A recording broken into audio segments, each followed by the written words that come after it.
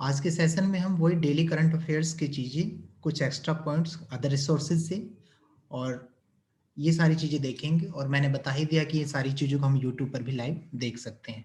और एक चीज़ और है, जैसे टेस्ट सीरीज जो जनरेट करूँगा इसके लिए, या जो भी इसके लिए टेस्ट सीरीज मिलेगी आपको, चाहे आपके करंट अफेयर से रिलेटेड हो गया या पॉलिटी सब्जेक्ट है, कोई भी जीएस सब्जेक्ट हो गया, ठीक है, टेलीग्राम पर भी डिटेल जाएगी और अब आपके व्हाट्सएप ग्रुप में भी डिटेल पड़ेगी, तो आप कहीं से भी उसे ज्वाइन कर सकते हैं। अगर टेलीग्राम चैनल ज्वाइन नहीं कर रखा तो आप लोग ये अवधूत नगरी चैनल नाम सर्च कर लेना और उसे ज्वाइन कर लेना। ओके ठीक है। आज डेट है 7 नवंबर 2020। आज के एडिटोरियल प्लस आर्टिकल्स को हम कवर करेंगे। और द हिंदू के फर्स्ट पेज पर पहला आर्टिकल हमारा क्या कहता है, आइए इसे देखते हैं। इसमें लिखा है कि India would not accept shifting of LAC, कि इंडिया जो है उस चीज को, मतलब एलएसी की शिफ्टिंग को, जो एलएसी को शिफ्ट करने का मामला है, उसे नहीं एक्सेप्ट करेगा। ये एक आर्टिकल आया है, इसमें साफ साफ ये कहा गया है कि जो LAC, line of actual control, इसकी फुल फॉर्म होती है। तो इसमें क्या है, हरदम इसके साथ चाइना के साथ इसमें मतलब कुछ ना कुछ मुठभेड़ इस चीज को लेके या विवाद होता रहता है, डिस्प्यूट होते रहते हैं। ठीक है। तो यहाँ पर वही चीज बताई गई है आपकी। तो कहा गया है कि India will not accept any shifting, कि इंडिया जो है, भारत हो, वो किसी प्रकार की शिफ्टिंग जो है एक्सेप्ट नहीं करेगा of line of actual control LAC के regarding. The possibility of unprovoked tactical military action spiraling into a larger conflict cannot be discounted। बताया गया है, मतलब यानी कि जितनी भी हो जो असुरक्षित सैन्य कार्यवाही होती है, ठीक है, उनकी संभावना, चाहे बड़ा संघर्ष हो, मतलब उसे भी अचूका नहीं रखा जा सकता। ये सारी मतलब जो स्टेटमेंट दी है, फ्राइडे को दी गई है और विपिन रावत जी ने दी है, जो कि उनके डिफेंस स्टाफ है। और ये 8वीं, मतलब यानी कि 8वीं जो है क्रॉप कमांडर की मीटिंग हुई थी, या जो भी आप कह सकते हैं, ठीक है, जो 8वीं बार ये मीटिंग हुई है इनकी, इस चीज को लेकर। और इसमें मेनली चीज बात ये हुई है कि भाई एलओसी को जो है हम उसे शिफ्ट नहीं करेंगे, मतलब आपको हम नहीं देंगे, कहने का मतलब ये है। ठीक है। तो मैं यहाँ पर बता देता हूँ आप लोगों की, एलओसी जो है, एलओसी और एलएसी में अंतर क्या है। देखिए, ये है हमारा एलओसी, जस्ट मिनट, एक एलएसी और है, उसका भी डायग्राम मैं आपको दिखा देता हूँ। दिखाई दे रहा है ना ये इमेज यस आपको? यस दिखाई दे रहा है। देखिए, एलएसी और एलओसी में अंतर क्या है। ये जो है हमारा एलएसी का है। एलएसी को तीन मतलब यानी कि तीन कैटेगरी में बांटा गया है, एक वेस्टर्न सेक्टर, एक सेंट्रल सेक्टर और एक ईस्टर्न सेक्टर। जो ये आपको रेड पोर्शन दिखाई दे रहा है ये, और यहाँ पर ये रेड पोर्शन और ये रेड पोर्शन, ये क्या है, ये एलएसी है। ये एलएसी की तीन कैटेगरी है, मतलब यानी कि एलएसी क्या है, किसी भी टेरिटरीज को हमारे देश की टेरिटरीज से अलग करता है। लाइन ऑफ एक्चुअल कंट्रोल एक प्रकार की लाइनिंग है। तो याद रखना आप लोग, तो इसे तीन कैटेगरी में डिवाइड किया, एक वेस्टर्न सेक्टर, एक सेंट्रल सेक्टर और एक ईस्टर्न सेक्टर। वेस्टर्न सेक्टर जो है 1570 किलोमीटर इसकी लेंथ है, और जो सेंट्रल है वो 545 है, और जो ईस्टर्न है आपका 1325 किलोमीटर है। ये इनके तीनों हो गए। अब ये तो हो गया हमारा, मतलब नहीं कि एलएसी के बारे में। अब देखिए इस डायग्राम में, इसमें क्या है आपका एलओसी का, ये एलओसी है। ये क्या करता है, हमारे जम्मू कश्मीर के अंदर जो चल रहा है लाइन ऑफ कंट्रोल, ये मतलब यानी कि पाकिस्तान टेरिटरी जिसे बात कर रही है कि भाई ये सब हमारे कब्जे में, या चाइना कह रहा है कि ये हमारा हिस्सा है, ठीक है, ये इधर पाकिस्तान, तो ये जो क्या है, इसे हम कहते हैं एलओसी। वो हमारे देश के बाहर की बाउंड्री थी, दूसरे टेरिटरी से अलग कर रहा था, और ये हमारे देश के एक तरह से अंदर ही है। ठीक है, लाइन ऑफ कंट्रोल होता है, और इसके अंदर काफी प्रकार की एक्टिविटीज होती है, जैसे कि फायरिंग हो गई या फेस टू फेस इंटरेक्शन भी होता है। ठीक है, और यहाँ पर मिलिट्री फोर्स तैनात रहती है हरदम। तो यहाँ पर एलओसी क्या है वो भी मैंने आपको बता दिया, और एलएसी क्या है वो भी मैंने आपको बता दिया। ठीक है, क्लियर है ये चीज? Yes sir. यस। ठीक है, तो आगे बढ़ते हैं। अगला जो है, finance panel warns of rising GST due for states. मतलब यानी कि जो फाइनेंस का जो पैनल है, उसने क्या किया है, वार्न किया है राइजिंग जीएसटी, जीएसटी को बढ़ने को लेकर, ड्यूज फॉर स्टेट, जो कि स्टेट के ड्यूज के लिए है, उसके बारे में। मतलब यहाँ पर मेन क्या है, याद होगा आप सभी को, मैंने कल थोड़ा बहुत जीएसटी के बारे में बताया था कि जीएसटी क्या है, कुछ कैटेगरी में इस पे टैक्स लगते हैं, वो कैटेगरी भी बताई थी, याद है आप सभी को? जी बताइए। हाँ, तो उसी से संबंधित ना आज एक एडिटोरियल भी आया है। ये तो हम अभी आर्टिकल पढ़ रहे हैं, लेकिन एडिटोरियल एक इसी के ऊपर ही आ गया है। तो वो क्या है उसके बारे में डीपली, पहले तो हम आर्टिकल को देख रहे हैं। तो आर्टिकल में क्या कहा गया है, जो जीएसटी है, ठीक है, यहाँ पे जो जीएसटी की गैपिंग है जो 2022 तक 2022 तक, मतलब ये 7 लाख करोड़ तक बैलून, मतलब यानी कि ग्रो अप कर सकता है, ठीक, बढ़ सकता है। तो यहाँ पर क्या बताया गया है आपको, मेनली क्या है कि जो गैप है जीएसटी सेस कलेक्शन के बीच में और रिवेन्यू के बीच में, ठीक है, तो शॉर्टफॉल फेस्ड बाय स्टेट्स, जो स्टेट्स के द्वारा फेस किया जा रहा है, ठीक है, for implementing the good and service tax, मतलब जीएसटी को इंप्लीमेंट करने के regarding could be snowball to anywhere between 5 lakh crore to 7 lakh crore, मतलब यानी कि ये 5 लाख करोड़ से 7 लाख करोड़ तक जा सकता है जून 2022 तक, ठीक है, और 2.35 लाख करोड़ जो है वो अभी है, इस साल का एस्टिमेशन है। और ये जो रिपोर्ट दी है 15th फाइनेंस कमीशन ने रिपोर्ट दी है ऐसी। मैंने आपको कल भी बताया गया था कि जीएसटी में कई प्रकार के टैक्सेस लगते हैं, जैसे 0%, 5%, 12%, 18%, 28% एंड 28% प्लस सेस। तो 0% क्या है, जैसे जो भी आपके फूड ग्रेन या बास्केट संबंधी आइटम होंगे वो 0%, जो कि आपके स्पाइसेस, मसाले वसाले हो गए, तेल वेल हो गए, ठीक है, वो सब आपके 5% की कैटेगरी में। जो भी आपके फूड वूड्स आइटम है नॉर्मल, उनके 12%, और साबुन, तेल, टूथपेस्ट, इस प्रकार के स्मार्टफोन या इलेक्ट्रॉनिक्स, जो भी चाहे कंप्यूटर हो, लैपटॉप हो, उस पर 18%, कार्स के ऊपर है 28%, और लग्जरी कार की बात करें या तंबाकू, पान मसाला, कोल्ड ड्रिंक, ठीक है, इन पे, कोल्ड ड्रिंक नहीं सॉरी, एरेटेड ड्रिंक है जैसे, और ये है आपका 28% प्लस सेस। तो मतलब ये इस हिसाब से अलग अलग इन्हीं कैटेगराइज किया गया है जीएसटी को।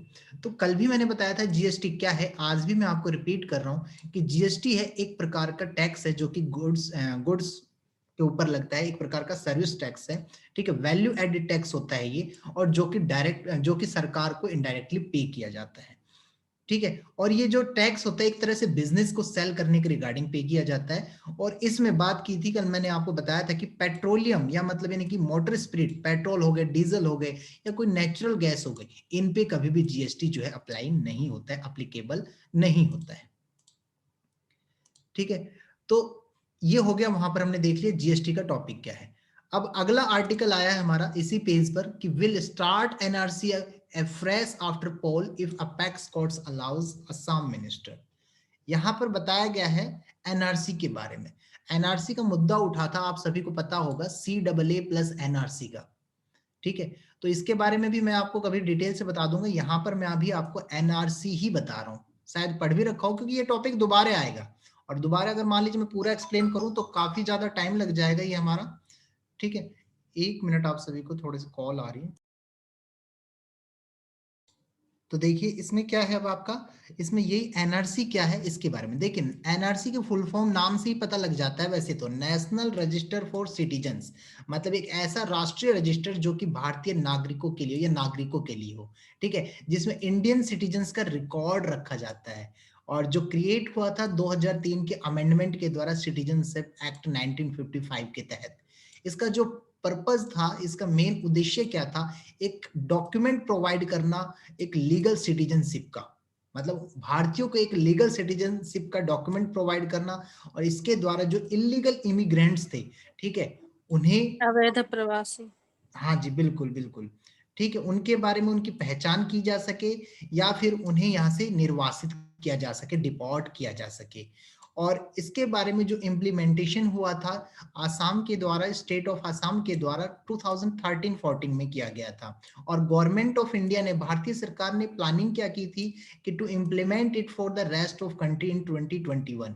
सोचा था कि 2021 तक इसे बाकी देश के बचे हिस्सों में इसे इम्प्लीमेंटेशन कर दिया जाएगा, मतलब इसे लागू कर दिया जाएगा, ठीक है। तो यहाँ पर सिर्फ ये एनआरसी नाम लिखा था, हमारे टॉपिक में तो ये था कि भाई 10 टू, 1 मिनट मैं इसे क्लियर करके आपको वापस दिखा दूं। टॉपिक में बस इतना है कि 10 से 20% रीवेरिफिकेशन ऑफ नेम, स्टेट्स को मतलब पुश किया जा रहा है कि भाई 10 से 20% जो है आप उसे रीवेरिफिकेशन करो उन नामों का, कि वो सही है या नहीं एनआरसी के लिए। तो हमने यहाँ से एनआरसी का मुद्दा उठा लिया कि एनआरसी क्या है, इस हिसाब से हमने एनआरसी को क्लियर किया। पेज नंबर 2 पर अब आते हैं। पेज नंबर, ये सारे पेज 1 के कंटेंट चल रहे थे अब तक। पेज नंबर 2 पर क्या है, एक टॉपिक है, farmer Delhi chief secretary appointed chairperson of air quality commission. देखिए डेली एयर क्वालिटी के बारे में आता है, एयर क्वालिटी इंडेक्स, सफर, ठीक है, सीपीसीबी, ये सब डेली आता है। तो उसी से संबंधित जो एयर क्वालिटी इंडेक्स है, तो उसके लिए एक कमीशन है, एयर क्वालिटी कमीशन। तो उस कमीशन के चेयरपर्सन अपॉइंट हुए हैं, ठीक है, फॉर्मर दिल्ली चीफ सेक्रेटरी जो है वो अपॉइंट हुए हैं। तो उनके बारे में ये न्यूज आई थी, और कुछ नहीं है। तो यहाँ से आपके लिए वही एयर क्वालिटी क्या है, सफर क्या है, सीपीसीबी क्या है, जो मैंने कल भी बताया था और शायद परसों भी बताया था, वही चीजें आपको रिपीट करनी है। और इसकी जो पहली मीटिंग है चेयरपर्सन अपॉइंट होने के बाद, वो शायद अगले वीक में इसकी मीटिंग हो सकती है, ऐसा कहा गया है। पेज नंबर 4 पर बढ़ते हैं। इसमें लिखा है कि DMIC set to be boon for Rajasthan, कि डीएमआईसी जो है वो राजस्थान के लिए मतलब बोन का काम कर सकता है, मतलब नहीं कि उसे कह सकते हो आप एक विकसित करने का काम कर सकता है, ठीक है, या विकास की ओर उसे बढ़ा सकता है। तो ये डीएमआईसी क्या है, डीएमआईसी नाम से पता लग जाएगा ऑटोमेटिक जैसे ही। डीएमआईसी की फुल फॉर्म है दिल्ली मुंबई इंडस्ट्रियल कॉरिडोर, ठीक है, मतलब यानी कि ऐसा कॉरिडोर जो दिल्ली मुंबई को, दिल्ली मुंबई इंडस्ट्रियल को जोड़ता हो, ठीक है। A major portions of which will pass through Rajasthan, जिसका ज्यादातर हिस्सा जो है राजस्थान से होके गुजरेगा, और जो कि वहां पे इन्वेस्टमेंट को बूस्ट अप करेगा, बढ़ाएगा, ग्रोथ करेगा, जिससे एम्प्लॉयमेंट की जनरेशन होगी, वहां पर रोजगार बढ़ेगा और डेवलपमेंट होगा उस स्टेट का। और इसके बाद मतलब मैंने वहां पे कंस्ट्रक्शन के रिगार्डिंग भी काफी ज्यादा एक्सपेक्टेशन इसके लिए की गई है। तो ये सारी चीजें बताई गई है कि एक डीएमआईसी जो है वो राजस्थान के लिए काफी अच्छा काम करेगा, और एक मतलब यानी कि उसकी ग्रोथ करने में या वहां पे इन्वेस्टमेंट करने के लिए काफी अच्छा एक कॉरिडोर भी बन जाएगा। यहाँ पर बताया गया है मेनली कि जो चीफ मिनिस्टर अशोक गहलोत जी हैं, उन्होंने कहा है कि जो इन्वेस्टमेंट रीजन किया जाएगा वो मोस्टली दो एरिया में, खुसकेड़ा भिवाड़ी नीमराना, एक तो मतलब ये आपका हो गया वो, और एक जोधपुर पाली मारवाड़, ठीक है, इस एरिया में। तो खुसकेड़ा भिवाड़ी नीमराना जो है बहुत पॉपुलर इंडस्ट्रियल एरिया है, और ये तो एरिया वैसे मेरे भी टच में काफी है। और बाकी ये है, यहाँ पे क्या है, इसका जो सबसे ज्यादा बेनिफिट जो मिलेगा ना इन्हीं दो एरिया को, मतलब ये जो लाइन है, ये दो एरिया के मैंने लाइन बनाया आपको, एक खुसकेड़ा भिवाड़ी निमराना वाला एरिया, एक जोधपुर पाली मारवाड़ वाला एरिया, ये जो है इनके ज्यादा सबसे ज्यादा बेनिफिट मिलेगा डीएमआईसी का, ठीक है। तो ये डीएमआईसी की बात चल रही थी, कॉरिडोर की बात चल रही थी जो दिल्ली और मुंबई को जोड़ेगा, इसमें इतना ही बताया गया है। आगे चलते हैं पेज नंबर 10 पर। पेज नंबर 10 पर क्या है कि चुप क्यों है, वाई साइलेंसस, महबूबा आस्क गवर्नमेंट। महबूबा गवर्नमेंट से, सरकार से पूछती हैं, ठीक है, कौन है उसके बारे में भी देखेंगे हम। तो यहां पर क्या कह रहे हैं कि हमारी जो लड़ाई है केवल राष्ट्र से नहीं है, ठीक है, परंतु वो जो लड़ाई है सिर्फ बीजेपी के खिलाफ है। ये फारूक अब्दुल्ला जी कहते हैं। पीपल डेमोक्रेटिक पार्टी पीडीपी के जो लोग, सॉरी पीडीपी जो पार्टी है मतलब, उसके प्रेसिडेंट महबूब मुफ्ती जी, ठीक है, महबूबा मुफ्ती जी हैं, जो कि यही है। इन्होंने क्या कहा है कि और इनके साथ ही नेशनल कॉन्फ्रेंस एनसी के प्रेसिडेंट डॉक्टर फारूक अब्दुल्ला जी, इन्होंने, दोनों ने क्या कहा, एक मीटिंग हुई है, और उस मीटिंग में जो कि गुपकर डिक्लेरेशन में भी शामिल थे, तो इसी के तहत इन्होंने क्या कहा है, अब कहा है कि जो सारा दोष है या जो हमारी लड़ाई है ना, जो डेली कटाक्ष करते हैं ये सारे, जो इनकी लड़ाई है वो हम राष्ट्र से नहीं है, उनकी लड़ाई जो है वो बीजेपी के खिलाफ है, ठीक है। और इन्होंने गुपकर डिक्लेरेशन एलियंस में भी भाग लिया था, उस मीटिंग में गए थे। और गुपकर डिक्लेरेशन के बारे में मैंने आपको कल भी बताया था, श्रीनगर के रोड पर ये एक एरिया है जहां पर इनकी मीटिंग हुई थी। जो धारा 370 का जो अनुच्छेद वहां से हटा था, उसके ऑब्लिगेशन के रिगार्डिंग इन 6 पार्टी ने, ये रही वो 6 पार्टियों के नाम, तो इन 6 पार्टी ने मिलकर एक मीटिंग की थी और कहा था भाई हम धारा जो 370 हटा है हम उसे नहीं मानते, हम किसी के कब्जे में रहने वाले नहीं है, ना तो हम दिल्ली के कब्जे में रहेंगे ना किसी और कंट्री के कब्जे में रहेंगे, हम जैसे थे वैसे, मतलब ये उसका विरोध कर रहे हैं। और इसके लिए उन्होंने एक स्टेटमेंट लिखा, और इस स्टेटमेंट पे 6 पार्टियों को साइन हुए, और उसी को स्टेटमेंट को गुपकर डिक्लेरेशन के नाम से जाना गया। तो इन्होंने ये भी कहा है कि पीपल जो है, लोगों के पास, या लोग जो है वो अल्टीमेट पावर के सोर्स है, ठीक है, मतलब उनमें बहुत ज्यादा अद्भुत शक्ति है। यू कांट साइलेंस, आप उन्हें चुप नहीं कर सकते। देम यूजिंग ब्रूट फोर्स, मतलब बहुत अधिक निर्दयी दबाव बनाकर या क्रूरतापूर्वक उन पे दबाव बनाकर। How can you take decision against the wishes of the people, और आप सब लोगों के खिलाफ, लोगों के निर्णय के खिलाफ कैसे डिसीजन ले सकते हैं, लोगों की इच्छा के खिलाफ कैसे डिसीजन ले सकते हैं। It seems democracy is there only on paper now, और इससे ऐसा लग रहा है कि जो डेमोक्रेसी है सिर्फ वो कागजों तक ही सीमित रह गया है, ये कागजों तक ही है, ऐसा इसमें बताया गया है। तो ये महबूबा मुफ्ती की स्टेटमेंट थी, ठीक है। इनके बारे में भी आपको जानना जरूरी था कि महबूबा मुफ्ती कौन है, क्योंकि इन्होंने गुपका डिक्लेरेशन में पार्टिसिपेट किया था। और गुपका डिक्लेरेशन कब से आया है, जब से मतलब नहीं कि धारा 370 हटी है, तो अगस्त में इन्होंने अपनी एक 22 अगस्त 2020 सॉरी अगस्त 22 2020 को इन्होंने एक मीटिंग की थी, और ये कंटिन्यू न्यूज में चल रहा है ये बात, तो इसलिए मैंने आपको यहाँ पर इसकी डिटेल बता दी। क्लियर है ये कंसेप्ट? हाँ सर। सर किसी को भी कोई भी डाउट हो, आप लोग कभी भी मुझे मैसेज भी कर सकते हैं, या फिर बीच में आप लोग पूछ भी सकते हैं, कोई इशू नहीं है। क्लियर है। ठीक है, तो आगे कंटिन्यू करते हैं हम लोग। पेज नंबर 10 पर ही अगला जो आर्टिकल है हमारा, ties with US cover everywhere India. तो यहाँ पर यूएस के साथ हमारे टाइज को बताया जा रहा है इंडिया का, ठीक है। और कह रहे हैं कि successive president have raised the level of relationship even higher, कि जो सक्सेसिव प्रेसिडेंट है, जो सफलतापूर्वक जो हमारे प्रेसिडेंट है, उन्होंने क्या किया है, रिलेशनशिप को रेज अप कर दिया है, ठीक है, और ऊंचा कर दिया है। तो उनके रिलेशनशिप में बात की गई है, और इस पूरे में क्या बात किया गया, मैं आपको शॉर्ट फॉर्म में वैसे समझा देता हूं कि टाई अप या कनेक्शन हमारे कैसे बढ़े हैं। जैसे कि 2+2 की मीटिंग हुई, ठीक है, उसमें भी दोनों देशों के दो दो मंत्री एक दूसरे से मिले और डिफेंस संबंधित उन्होंने एक BECA basic exchange and cooperation agreement को साइन किया, ठीक है। और प्लस अभी आपको पता है कि एक मालाबार एक्सरसाइज हो रहा था, उसमें भी ये पार्टिसिपेट कर रहे हैं, एक दूसरे को लेकर कर रहे हैं, एक दूसरे को लेकर चल रहे हैं। तो इस प्रकार देख रहे हैं कि दिन प्रतिदिन जो है यूएस और इंडिया का जो रिलेशन है वो सुधरता जा रहा है या मजबूत होते जा रहे हैं काफी, ठीक है। तो यहां पर इस आर्टिकल में आपको पूरा यही सब बताया गया है, आप लोग रीड करेंगे आपको खुद ही ये क्लियर हो जाएगा। पेज नंबर 10 पर ही एक आया है अमेंडमेंट है। देखिए वैसी न्यूज थी, कोई खास नहीं थी, लेकिन यहाँ पर एक अमेंडमेंट आ जाता है पंचायत को लेकर, इसलिए ये हमारे लिए इंपॉर्टेंट बन जाता है। और आर्टिकल्स या एडिटोरियल की पहचान आपकी मतलब यानी कि कोई इंपॉर्टेंट कैसे, अगर कोई भी अमेंडमेंट है किसी भी बिल में, ठीक है, या किसी आर्टिकल में या जो भी है, तो वो आपके लिए इंपॉर्टेंट बन जाता है। तो हरियाणा ने यहाँ पर क्लियर की है, ठीक है, एक पंचायत मेंबर के रिकॉर्ड उनके मतलब यानी कि पंचायत मेंबर को लेकर एक उस बिल के रिगार्डिंग, उसमें क्या है, अमेंडमेंट बिल 2020, ठीक है, क्या देता है, 50% रिजर्वेशन वुमेन्स को देता है रूरल बॉडीज के, मतलब गांव में 50% रिजर्वेशन जो दे रहा है, 50% वो वुमेन्स को देने की बात कही जा रही है, ठीक है, इस अमेंडमेंट के द्वारा। तो इसमें क्या है, the Haryana assembly on Friday, मतलब शुक्रवार को एक बिल पास हुआ, जिसमें क्या था, which provide the right to recall members of panchayati raj institution to those who elected them and give women 50% reservation in this rural bodies. मतलब यहाँ पर जो पंचायती राज के सदस्य थे, वो उनको वापस बुलाने का अधिकार प्राप्त करता है, उनको रिकॉल करने के लिए अधिकार देता है, और साथ ही महिलाओं को 50% आरक्षण देने की बात करता है। और इस बिल का जो उद्देश्य है, खासकर रिजर्व जो आपके बैकवर्ड क्लासेस है, उनको 8% रिजर्वेशन जो जिससे वो वंचित है, मतलब वो उन्हें प्रोवाइड करना। और आगे है, the bill allows to recall of villages sarpanches and member of block level panchayat samiti and district level जिला परिषद।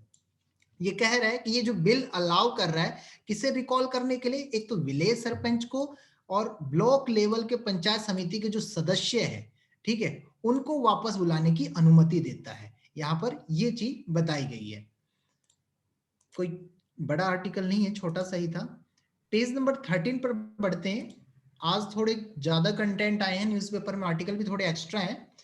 आगे इसमें क्या बताया गया, UK to face Brexit trade disruption, कि यूके जो है वो क्या कर रहा है, एक डिस्ट्रप्शन फेस कर रहा है। तो डील और no deal, the system and infrastructure will not be ready in time, कि जो सिस्टम है या इंफ्रास्ट्रक्चर है वो टाइम पर रेडी नहीं है, ये एनओए के अकॉर्डिंग है, ठीक है। इसमें क्या है कि नेशनल ऑडिट ऑफिस जो है, NAO है जो आपका, ठीक है, नेशनल ऑडिट ऑफिस, इसने फ्राइडे को क्या कहा है, एक बात कही है कि जो आपका उत्तरी आयरलैंड है, ठीक है, वो 1 जनवरी से उत्तरी आयरलैंड जो है आपका 1 जनवरी से जनवरी 1, हाँ 1 जनवरी से ब्रिटेन के जो बाकी हिस्से हैं उनके साथ व्यापार को कंटिन्यू कर सकता है, ये बात यहां पर बताई गई है। और जो आपका ऑडिट ऑफिस है, ठीक है, वो रिव्यू करता है गवर्नमेंट की स्पेंडिंग को, गवर्नमेंट के खर्चे को। सैड ऐसा बताया गया है that all UK borders would face wide spread disruption when Britain finally leaves the European union orbit whether or not it strikes a deal with the BLOC block. तो यहाँ पर क्या बताया गया है कि मतलब जो यूके की सीमा को, जो व्यवधान या जिन मुसीबतों का सामना करना पड़ रहा है, जो डिस्ट्रप्शन देखने को मिल रहे हैं, वो क्या है, ब्रिटेन जो है, ठीक है, वो ब्रिटेन के ऑर्बिट को या ब्रिटेन के मतलब यानी कि कह सकते हो यूनियन ऑर्बिट जो उसके संघ की जो कक्षा है उसे छोड़ रहा है, छोड़ने की बात कही जा रही है, चाहे वो ब्लॉक से समझौता करे या फिर डील करे या ना करे। यहाँ पर ये बात बताई गई है। तो कोई खास नहीं है, बस ये है कि भाई जो उनका व्यापार है, व्यापार को चालू रखने की बात की गई है ब्रिटेन के बाकी हिस्सों के साथ। मेन ये है आपके लिए न्यूज था, ठीक है, वो इसलिए मैंने आपको बता दिया है। पेज नंबर 14 पर एक न्यूज ऐसे ही है कि NBFCS with high systematic risk need more regulation.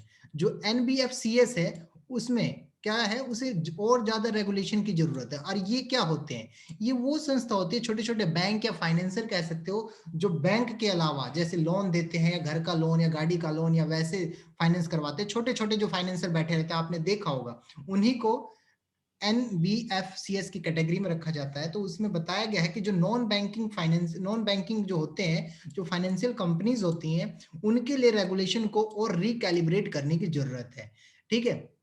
ऐसा रिजर्वेशन बैंक के deputy governor M Rajeshwar Rao ji ने शुक्रवार को स्टेटमेंट दी है। ये चीजें यहाँ पर बताई गई है उनके रिस्क को कम करने के लिए और उनके काम के स्तर को बढ़ाने के लिए, सस्टेनेबिलिटी के लिए ये चीजें जरूरी है कि उसमें रूल रेगुलेशन जो है वो बढ़ाए जाए, इसलिए यहाँ पर इसकी बात की गई है RBI DG के द्वारा।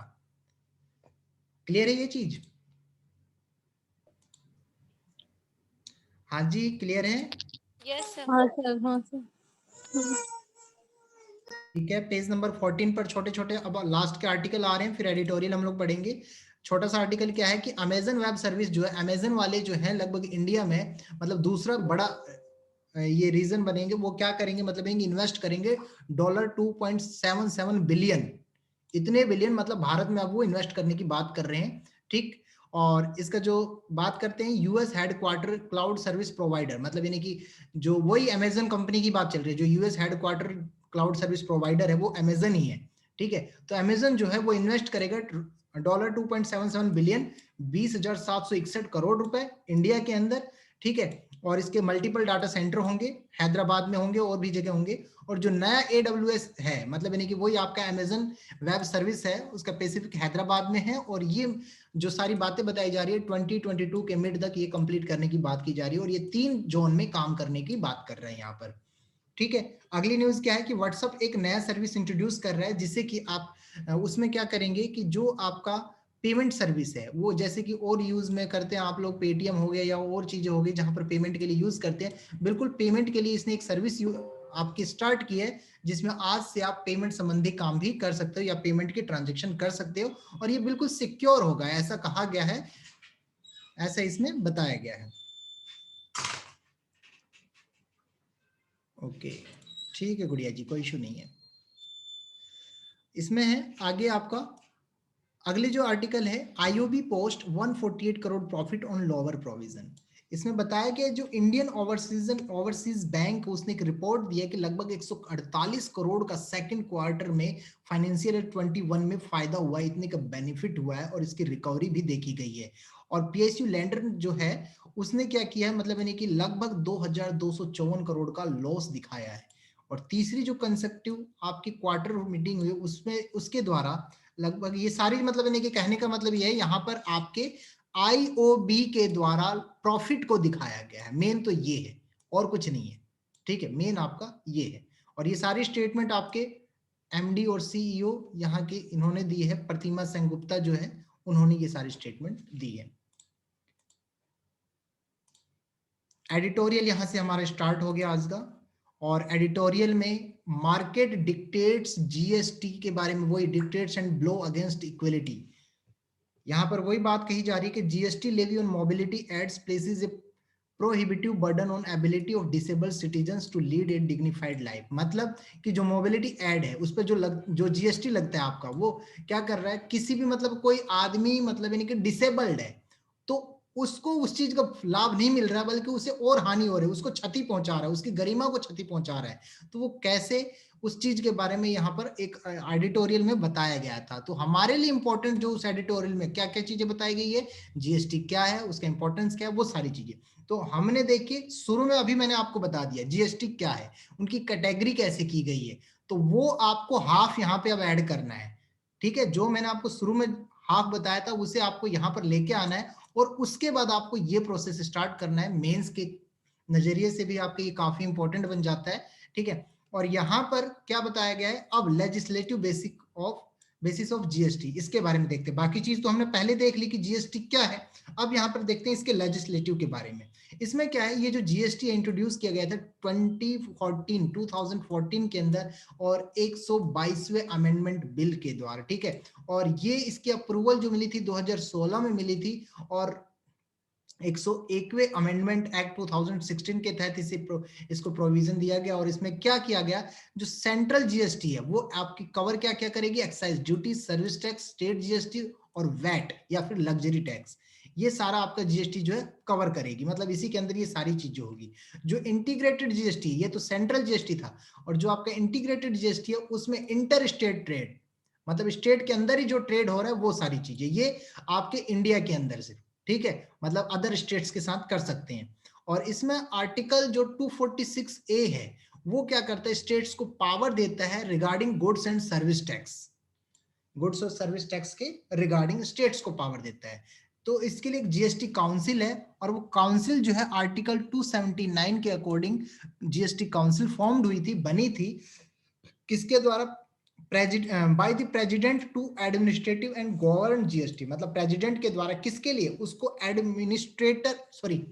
एडमिनिस्ट्रेट करने के लिए या फिर गवर्न करने के लिए, उसे चलाने के लिए। ठीक है, और इसके जो चेयरपर्सन थे या चेयरमैन जो थे वो union finance minister of India थे। ठीक है, और इसकी बात की जाए तो इसमें जो काउंसिल है, ये इसमें क्या है कि such a way that the centre will have 1/3 voting power, कि सेंटर के पास इसमें 1/3 मतलब 1/3 वोटिंग पावर होती है, और स्टेट्स के पास 2/3 वोटिंग पावर होती है।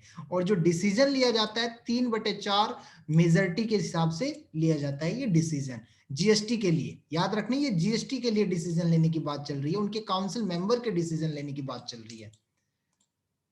इसी में आपका आगे है, गवर्नमेंट के लिए क्या करता है जीएसटी, एक create a unified common market, एक मार्केट तैयार करता है। ठीक है, और कह सकते हैं एक नेशनल मार्केट फॉर इंडिया, एक नेशनल मार्केट तैयार करता है, जो क्या करता है, बूस्टअप करता है फॉरेन इन्वेस्टमेंट को, फॉरेन इन्वेस्टमेंट को बूस्टअप करने के काम आता है, जिससे मेक इन इंडिया कैंपेन पूरा हो सकता है। और नंबर 2 क्या है, स्ट्रीमलाइन टैक्सेशन। इसमें क्या बताया गया है कि जो इसके लिए लॉ बने हैं, उस लॉ के द्वारा मतलब यानी कि एक सामंजस्य बंधा रहेगा, एक मतलब यानी कि तालमेल बना रहेगा सेंटर के बीच में और स्टेट के बीच में, ऐसा इसमें बताया गया है। और इंक्रीज टैक्स कॉम्प्लियंस, मतलब यानी कि कर तो बढ़ाता ही है, लेकिन इससे क्या है, आपके ट्रांजैक्शन की जो सप्लाई चेन है, ठीक है, उसको बढ़ावा देता है। ठीक, उसके बारे में वेरीफाइड करता है, उसके इनपुट क्रेडिट के बारे में वेरीफाई करता है, और इन सारी चीज को रिटर्न आप कितनी बढ़ती है वो सारी चीजें यहाँ पर स्पेसिफाई की जाती है। ओवरऑल इकोनॉमी को अगर इसे लेकर बात करें तो इसमें क्या है, जो आपका common procedure for registration of tax payer, economy के लिए यहाँ पर टैक्स पेयर के लिए जो रजिस्ट्रेशन का प्रोसेस है वो काफी इजी है। टैक्सेस को रिफंड लेके काफी मतलब अच्छे से बात की गई है इसमें, और एक फॉर्मेट दिया गया है टैक्स रिटर्न का, और कॉमन टैक्स बेस की इसमें अवेलेबिलिटी है, और क्लासिफिकेशंस किया गया है गुड्स और सर्विस के लिए। तो इस टाइप से इसमें ये सारी इकोनॉमी के लिए रिगार्डिंग ये बातें गई है। और ये क्या करता है, करप्शन को भी रिड्यूस करता है, करप्शन को भी रिड्यूस करता है। और आगे देखते हैं अब हम, बस ये हाँ इतना ही था आपका जीएसटी का जो है ओवरऑल इकोनॉमी के ऊपर आपका यहाँ पर खत्म हो गया। तो यहाँ पर हमने देखा कि इकोनॉमी में ये कैसे हेल्पफुल है, सरकार के लिए ये क्या कर रहा है, जीएसटी होता क्या है, जीएसटी की कैटेगरीज कौन कौन सी है, किन चीजों पर जीएसटी लगती है या किन चीजों पर जीएसटी नहीं लगती है। तो पूरा जीएसटी के बारे में हमने देख लिया। जीएसटी काउंसिल कब फाउंड हुई थी या जीएसटी कब इंट्रोड्यूस किया था, उसके लिए बिल कब पास किया गया था, ये सारी चीजें हमने यहाँ पर देख ली है। क्लियर है ये चीज? Yes, sir. Clear है. ठीक है, Hello. हाँ Yes, जी, sir. Clear है, sir. ठीक है, कंटिन्यू करते हैं फिर आगे। अगला एडिटोरियल है एलिमोनी गाइडलाइंस। तो गाइडलाइंस के रिगार्डिंग बात की गई है और इसमें क्या बताया गया है, मैं आपको ये मोटे मोटे तौर पे बता देता हूँ कि इसमें क्या बताया गया है। इसमें क्या है, आज के टाइम में आप लोग देख रहे हैं कि लड़कियां जो है काफी ज्यादा में स्कूल और कॉलेज जा रही हैं, और कोविड का पीरियड तो वैसे भी अब चल रहा है तो अब बंद हो गया, लेकिन देखा जाए तो काफी ज्यादा मात्रा में लड़कियां और जो है स्कूल जा रही हैं और कॉलेज जा रही हैं। तो उसी के रिगार्डिंग यहाँ पर बात की गई है। कई लड़कियों को मतलब शिक्षा से पहले ही मतलब उनकी शिक्षा पूरी नहीं होती है, शादी कर दी जाती है, ठीक है। और कई बार होता क्या है, शादी के बाद भी कंटिन्यू अपनी पढ़ाई जो करना चाहती है वो स्टडी पूरा नहीं कर पाती है या बीच में गैप कर जाती है, या कई बार आर्थिक तंगी के कारण भी, पारिवारिक स्थिति सही ना होने के कारण भी लड़कियों की शादी जल्दी कर दी जाती है। ऐसा हुआ है आप लोगों की नजर में या केसेस आए होंगे। कई लोग सोचते हैं चलो घर में कोई है नहीं काम करने वाला तो शादी कर दें, कई लोग सोचते हैं कि चलो भाई घर की हालत खराब है, शादी कर देंगे तो कुछ पैसे मिल जाएंगे, लालच में। मतलब इस चीज को कई प्रकार से मतलब तो यहाँ पर बताया गया है कि एक गाइडलाइन की, इसके लिए गाइडलाइन होना चाहिए, ठीक है, ताकि इससे वुमेन्स को प्रोटेक्शन दिया जा सके। लड़कियों को या जो युवा महिला होती है उन्हें उनके संकट को, इस प्रकार के संकट को उभारा जाए, उन्हें उनसे उभारा जा सके, उन्हें बाहर लाया जा सके। तो यहाँ पर इसी चीज के बारे में बताया गया है कि इनके लिए एक कानून होना चाहिए, ठीक है, एक कानून की अदालत होना चाहिए या इनके जिसमें इनके हक की बात हो। और ये सारी चीजें जैसे कि आर्टिकल 15 में और आर्टिकल आपका ये जो है 39 में, ये दोनों आर्टिकल जो है आपको इसी से संबंधित बात बताते हैं, ठीक है, कि जो मतलब महिलाओं के लिए कुछ अवसर हो या महिलाओं की सुरक्षा के लेकर बात करते हैं, ये दोनों आर्टिकल है। तो यहाँ पर मतलब इस आर्टिकल में, इस एडिटोरियल में इसी प्रकार की बात की गई है। जब आप लोग इसे पढ़ेंगे तो ये आपको क्लियर हो जाएगा, और कुछ नहीं है, एज ए इंफॉर्मेटिव, सिर्फ इंफॉर्मेशन आपको देने के लिए कि ये क्या हो रहा है आज की सोसाइटी में, क्या स्थिति बनी हुई है और क्या करना चाहिए, वो चीज यहाँ पर बताया गया है, ठीक है। इसे मैंने मतलब उतना इंपॉर्टेंट नहीं था, लेकिन आपको बताने के लिए कि क्या है, इसके लिए मैं यहाँ पर ले आया। अब आज के हमारे इंपॉर्टेंट आर्टिकल, और भी उसमें एडिटोरियल है जो कि इलेक्शन से संबंधित है, जो कि हमारे लिए इंपॉर्टेंट नहीं है।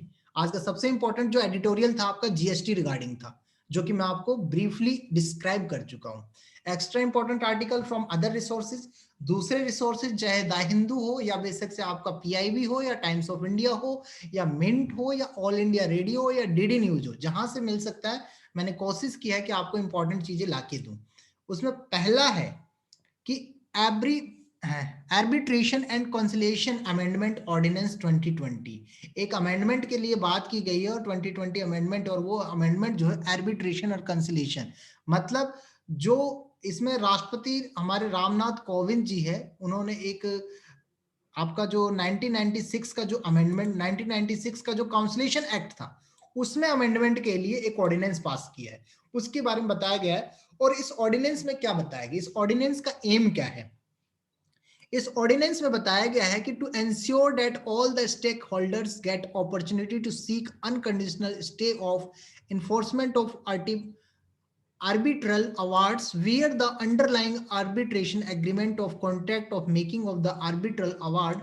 देखिए मतलब क्या है इसका, इसमें मतलब इस पूरे का, इसका ऑर्डिनेशन का जो एम है, उस पूरे का एम जो ये है कि जो भी आपके स्टेक होल्डर्स है, ठीक है, जो भी हितधारक है, उनके मध्य मतलब बिना किसी कंडीशन के उन्हें क्या मिले, अवसर मिले, टू गेट एन अपॉर्चुनिटी, उन्हें अवसर मिले, और जो धोखाधड़ी है, फ्रॉड है, करप्शन है, वो उनसे बचे रहे, ठीक है, या उनके बारे में उन्हें अवगत कराया जाए, उनसे बताया जाए। और दूसरा क्या है कि एक additional has made to section 36, इसमें एक धारा 36 जोड़ दिया गया। वो क्या करता है, जहां पर बताया गया कि अगर मान लीजिए न्यायालय आपका सेटिस्फाई है, कोर्ट जो है सेटिस्फाई है ठीक है, तो उसमें क्या होगा, पहला मामला ये है कि डेट द आर्बिट्रेशन एग्रीमेंट, कि जो उनके बीच में मध्यस्थता समझौता होगा, ठीक है, या फिर जो कॉन्ट्रैक्ट होगा which is the basic of award was introduced by affected by fraud, मतलब ये उनके द्वारा होगा जो इससे इफेक्टेड होंगे, फ्रॉड के द्वारा या करप्शन के द्वारा इफेक्टेड होंगे,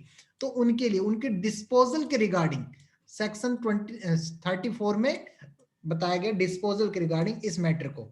आगे आपका 8वां जो शेड्यूल है, 8वीं जो अनुसूची है, उसमें भी मध्यस्थता को मान्यता देने के लिए योग्यता की बात की गई है, ऐसा भी यहाँ पर बताया गया है।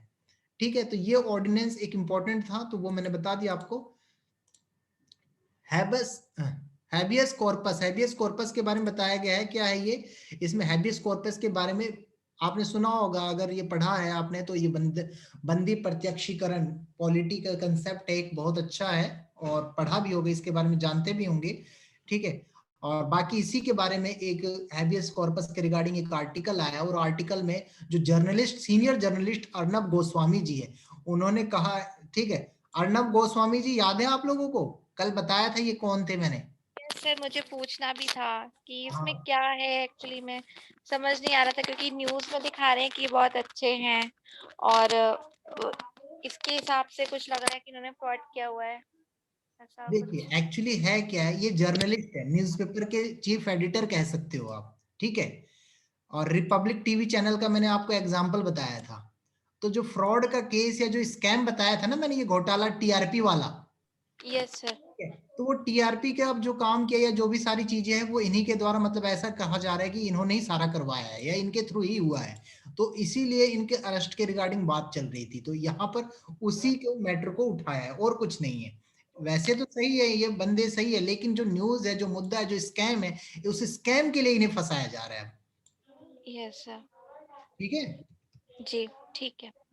हाँ, तो आगे है, इन्हीं के बारे में ये बताया गया, और इसमें क्या, इन्होंने जो हैबियस कॉर्पस पर एक याचिका पर, मतलब बंदी प्रत्यक्षीकरण के लिए इन्होंने एक सुनवाई की थी, और उसमें क्या था, एक अपहरण के मामले में इनकी गिरफ्तारी से था, एक अपहरण था और एक सुसाइड केस था पुलिस के द्वारा, ठीक है, तो उसमें उनकी गिरफ्तारी से संबंधित बात की गई थी।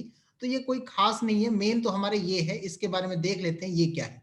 देखिए, राइट टू कॉन्स्टिट्यूशनल रेमेडीज, इसमें संवैधानिक उपचार का अधिकार। The Indian constitution empower the supreme court to issue writs, ठीक है, कि जो हमारा संवैधानिक सर्वोच्च न्यायालय है, वो अनुच्छेद 32 के तहत, आर्टिकल 32 के तहत क्या करता है, भाग 3 के द्वारा किसी भी मौलिक अधिकार, any of the fundamental right, किसी भी मौलिक अधिकार को जारी करने के लिए, लागू करने के लिए रिट जारी करने का मतलब प्रावधान देता है, या रिट जारी करने का अधिकार देता है, ठीक है, सुप्रीम कोर्ट को, कि वो रिट जारी कर सकता है मौलिक अधिकार से संबंधित, मौलिक अधिकार को लागू करने के लिए। और ये जो शक्ति है रिट जारी करने की, ठीक है, ये एक प्रकार का मतलब यानी कि ये बताया गया, thus the power to issue writs is primarily provision, एक प्रावधान है, मतलब यानी कि मुख्य प्रावधान है, कह सकते हो, made to make available the right to constitutional remedies to every citizen, ताकि हर नागरिक को संवैधानिक उपचारों की आजादी मिल सके, इसलिए। और इसके 5 रिट जो है 5 प्रकार के बताए गए हैं, उसी में से एक बंदी प्रत्यक्षीकरण था, हैबियस कॉर्पस था, एक मैंडेमस था, एक प्रोबिटेशन था, और एक कॉर्टियरी था, और एक क्वा वारंट था। इनके बारे में पॉलिटी की क्लास में आप लोग डिटेल से पढ़ेंगे, ठीक है, पॉलिटी की क्लास भी कंटिन्यू होने वाली है, तो उसमें आप ये पांचों के बारे में बहुत ही डीपली पढ़ेंगे, और बहुत अच्छी चीजें है ये। तो इसी में जो हमारा हेबियस कॉर्पस है उसके बारे में क्या है, जो आपका हेबियस कॉर्पस है, पहले तो ये शब्द कहाँ से आया, ये एक लैटिन शब्द है, ठीक है, लैटिन शब्द है, और ये जो है आपके मतलब नहीं कि बॉडी का भी हो सकता है, you may have the body, ये बॉडी का भी हो सकता है।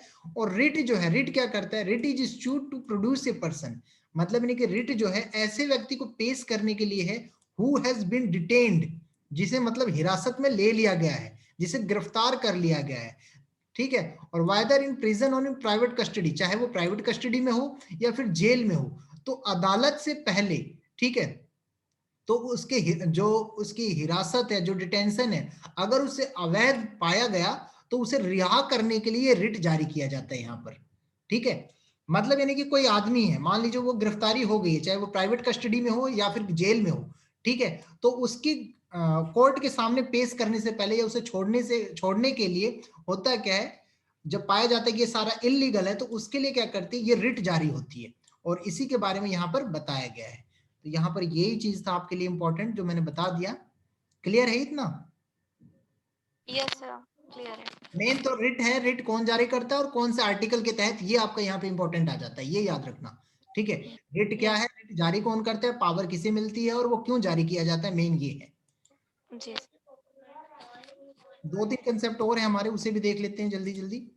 आपका है United Nation industrial development organisation, UNIDO के बारे में बात की गई है। यहाँ पर बताया गया है कि जो आपकी यूनिडो है, मतलब United National industrial development organisation जो है, ठीक है, ये जो रिप्रेजेंटेट कर रही है दिल्ली के अंदर, इसने कहा है कि regional cluster concept of economic development is playing an important role.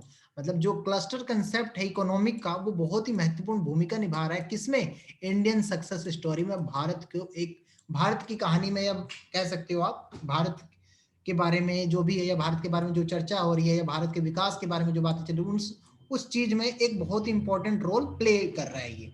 तो यूनिडो के टाइप में क्या है, एक प्रकार की स्पेशलाइज्ड एजेंसी है यूनाइटेड नेशन की, और इसके मेंबर्स जो है 170 स्टेट्स है, ठीक है, 170 राज्य है यूनिडो के। और यूनिडो क्या करता है, डिस्क्राइब करता है आपका लिम्बा डिक्लेरेशन को अडॉप्ट करने की, और इसके ये 15वें सेशन में इसने 2013 में ये सारी चीजें इसे प्रमोट करने के लिए आईएसडी डेवलपमेंट की बात की थी मेंबर्स में। ठीक है, जो इसके राज्य के सदस्य थे उनके साथ आईएसआईडी के रिगार्डिंग इसने बात की थी और एसिलेट करने की बात की थी। और इसका हेडक्वार्टर जो वियना ऑस्ट्रिया में है, और फॉर्मेशन 1966 में हुआ था यूएन जनरल असेंबली के द्वारा।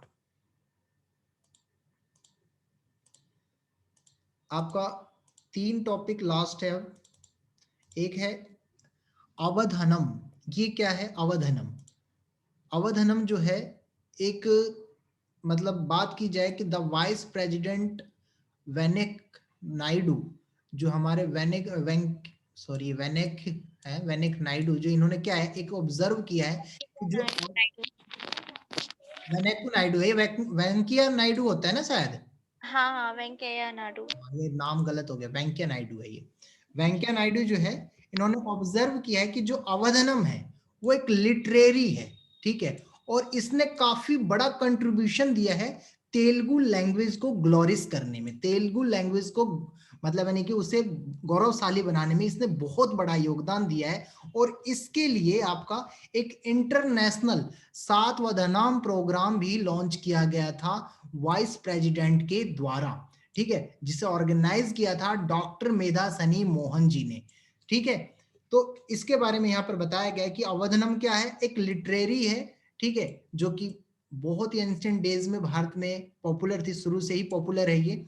और ये एक संस्कृत भाषा के लिटरेरी शब्द से प्रोड्यूस हुई है या ऑर्गेनेट हुई है, और इसमें काफी ज्यादा थीम्स, मीटर्स, फॉर्म्स, वर्ड्स, इसका इम्प्लीमेंटेशन है। और इसमें आपके superior mastery of cognitive capabilities, या ऑब्जर्वेशन, या मेमोरी, या मल्टीटास्किंग, या मैथमेटिकल कैलकुलेशन, पजल, इस प्रकार की चीजें भी इंक्लूड है। ठीक है, और अवधानी जो है रेफर करता है एक्चुअली किसे, अवधानम के परफॉर्मेंस के बारे में, ठीक है, जिसमें क्या है आपके परचक्का के बारे में क्वेश्चन से, परचक्का है वहां का कुछ, और इसमें परचक्का जो है 8 है या फिर 100 है, ये हो सकते हैं उनके नंबर्स। आज आप लोगों को ये द हिंदू करने के बाद मैं आपके ग्रुप में कुछ क्वेश्चंस भेजूंगा, ठीक है, सुनने के बाद आप देखते हैं कि वो क्वेश्चंस कितना कर पाते हैं। उन्हीं चीजों पे जो मैं आपको बता रहा हूँ, इन्हीं पे वो डिपेंड करते हैं सारे क्वेश्चन। Yes sir. ठीक है, अब देखिए आगे जो है हमारा इंडियन प्राइवेट सेक्टर डिक्लेरेशन इन क्लाइमेट चेंज।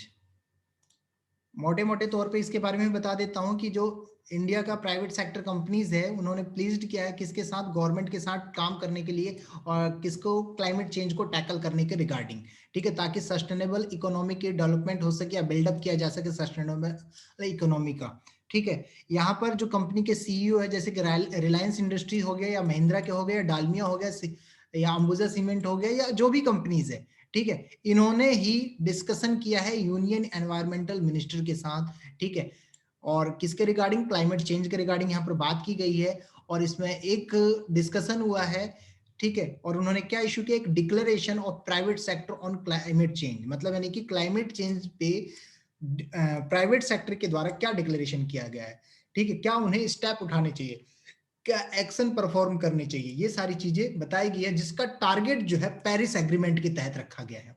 अब पेरिस एग्रीमेंट आपके लिए इंपॉर्टेंट हो जाता है यहां से, ठीक है। तो पेरिस एग्रीमेंट में क्या है, देखिए पहले तो यही पढ़ लेते हो जिसमें दे रखा है कि India is a party to United Nation framework convention of climate change. तो इंडिया जो है मतलब यानी कि यूएनएफसीसीसी का एक हिस्सा है, और इंडिया जो है पेरिस एग्रीमेंट को रेटिफाइड करता है, और इंडिया ने अपनी यानी कि नेशनली डिटरमाइंड कंट्रीब्यूशन एनडीसी में 2015 में बहुत ही बड़े स्तर पर, राष्ट्रीय स्तर पर काफी ज्यादा इसमें अपना कंट्रीब्यूशन किया था।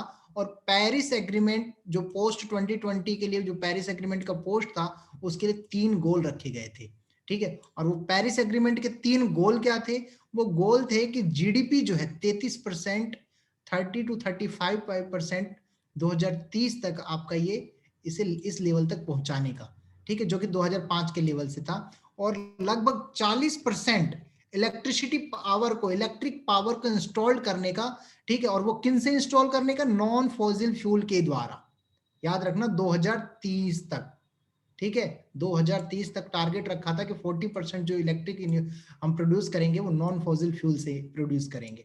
और जो कार्बन इमिशन होता है, उस कार्बन इमिशन को कम करना, और प्लस कार्बन सिंक 2.5 से लेके 3 बिलियन टन तक कार्बन डाइऑक्साइड जो इक्विवेलेंट के बराबर है, मतलब यानी कि उसको कवर अप करने की, उसकी इमिशन को रोकने की बात की गई थी 2030 तक, 2030 तक। तो ये चीजें यहां पर बताई गई है। आपका अगला है करतारपुर गुरुद्वारा। करतारपुर गुरुद्वारा आपका जो कि पाकिस्तान में है, ठीक है। पाकिस्तान गवर्नमेंट ने डिसाइड किया है कि इसके मैनेजमेंट को ट्रांसफर कर दिया जाएगा, और ये एडमिनिस्ट्रेटिव जो है गुरुद्वारा दरबार साहिब के कंट्रोल में चला जाएगा, जो कि एक सिख बॉडी, सिख समुदाय है, ठीक है। और इसके लिए जो कमेटी काम कर रही है, आपकी पाकिस्तान की सिख गुरुद्वारा प्रबंधक कमेटी काम कर रही है, जिसे आप PSGPC के नाम से जानते हैं। और ये जो है आपकी एक इवैक्यू ट्रस्ट प्रॉपर्टी बोर्ड के अंडर में काम कर रही है, जो कि एक नॉन सिख बॉडी है, ठीक है, मतलब सिख समुदाय से वो संबंधित नहीं है। गुरुद्वारा दरबार साहिब जो है उसे गुरुद्वारा करतार साहिब भी नाम से जानते हैं, और ये पाकिस्तान के डिस्ट्रिक्ट में रावी नदी के तट पर स्थित है, और लगभग 5 किलोमीटर डेरा बाबा नानक जो साइन है उससे लगभग 5 किलोमीटर की दूरी पर ये स्थित है। और गुरु नानक जो देव है हमारे पहले सिख गुरु थे, जो कि करतारपुर पहुंचे थे 1520 से लेके 1522 के बीच में, और हिस्टोरियन के हिसाब से उन्होंने लगभग अपने जीवन का 18 साल यहाँ पर बिताया था। और it was in Kartarpur that he led the foundation, और यहीं पर उन्होंने सिख रिलीजन का फाउंडेशन किया था, सिख रिलीजन की शुरुआत की थी, ठीक। और लास्ट में final resting place stand at gurdwara, और लास्ट में फिर गुरुद्वारा को स्टैंड अप किया था, उन्होंने खड़ा किया था या वहां उसकी स्थापना की।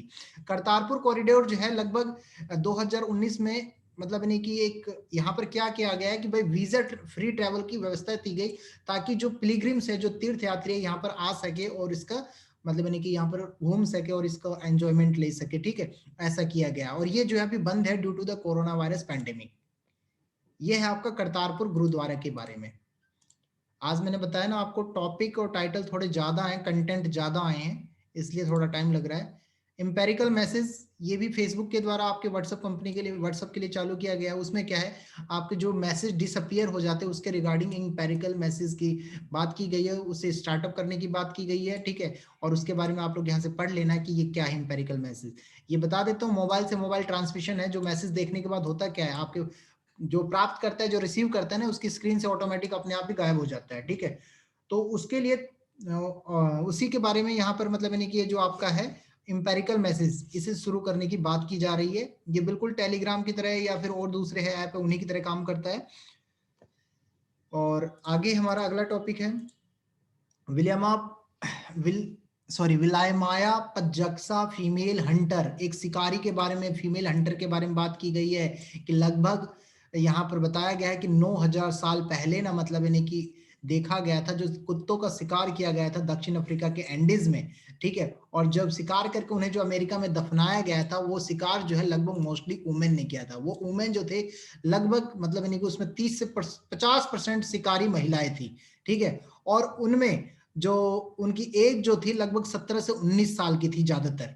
और वो पेरू में मतलब यानी कि, और जो कहा जाए जो उस समय हाई एल्टीट्यूड विलायमाया पैसिफिक जो थी ठीक है। उस समय खुदाई के दौरान की जो बात की गई थी वो पेरू में मतलब यानी कि मिले थे, पेरू में, ठीक है। और वहां पर 5 गड्ढे मिले थे, 5 बड़े बड़े दफन गड्ढे मिले थे पेरू में, ठीक है। और 30, मैंने बता ही दिया, 30 से 50% आपकी फीमेल थी इसमें, ठीक है। और बस ये चीज हो गई यहाँ इससे भी संबंधित। अगला मेन देख लेते हैं, मोटर ट्यूनल, इसे खोलने की बात की गई है। ये पाकिस्तान का ट्यूनल है ये, ठीक है। पाकिस्तान मिनिस्ट्री ने एक ट्यूनल को ओपन किया जो लगभग 129 साल पुराना है, ठीक है। और इसका मेन है वही आपका टूरिस्टर के लिए, ठीक है। 250 फीट लंबा है, 6 फुट इसके हाइट है, 4 फुट की चौड़ाई है। और ये करोड़ में है, मतलब यानी कि गुंबदाकार या फिर गोलाकार कह सकते हो आप। और लॉन्गर है, काफी लंबा है। और नेचर पाइपलाइन वॉक की तरह, एक मतलब यानी कि लंबे पाइपलाइन टनल की तरह दिखाई दे रही है। और ये जो है आपके ओबिया में, मोरी में स्थित है, एक स्मॉल और फेमस हिल है, ठीक है। ब्रिटिश टाइम के दौरान से है और आपके गलियात रीजन में पड़ता है ये, ठीक है।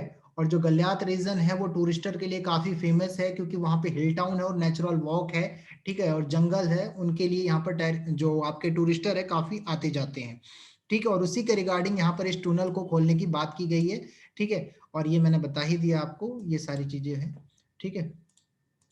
आगे है आपका, this is the last, Gandhian young technological innovation, ज्ञाति।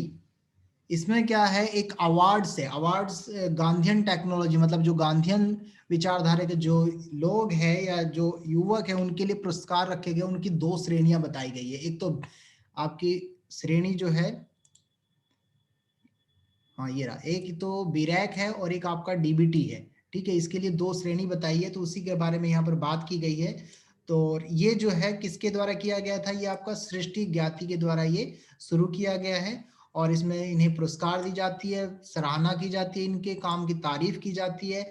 और ये जो है आपके science, biotechnology, agriculture, medical device, इनसे भी संबंधित हो सकते हैं। और इसमें क्या है, ये अवार्ड देता है उन स्टूडेंट्स को जो कि दूसरे इंजीनियरिंग डिसिप्लिन्स में भी होते हैं। तो ये हो गया हमारा आज का कंसेप्ट, आज का आर्टिकल प्लस करंट अफेयर, ठीक है। ये सारी चीजें यहाँ पर हैं। और आप लोगों के ग्रुप में मैं इससे संबंधित आज का जो हमने किया है, एक आपको क्वेश्चंस के 10 क्वेश्चंस होंगे, वो आपको लिस्ट भेज दूंगा, आपको खुद सॉर्ट आउट करके वहीं पे जवाब देना है। बेसिक से आप पर्सनली दे सकते हैं या फिर चाहें तो कैसे भी, मतलब जो आप लोगों की मर्जी हो। और फिर ऑब्जर्वेशन आ जाएगी, आप लोगों ने कितना देखा या कितना सुना, वो बातें आपके वहम में कितनी पड़ी है, ठीक है। आप लोगों ने कितना ध्यान दिया है। तो आज का सेशन जो है हमारा यहीं पर एंड होता है। और द हिंदू का जो है ये लास्ट था आज का, मैंने बताया आपको, ठीक है। ये लास्ट स्लाइड थी हमारी, इसी के साथ डेट्स ऑल द हिंदू के लिए।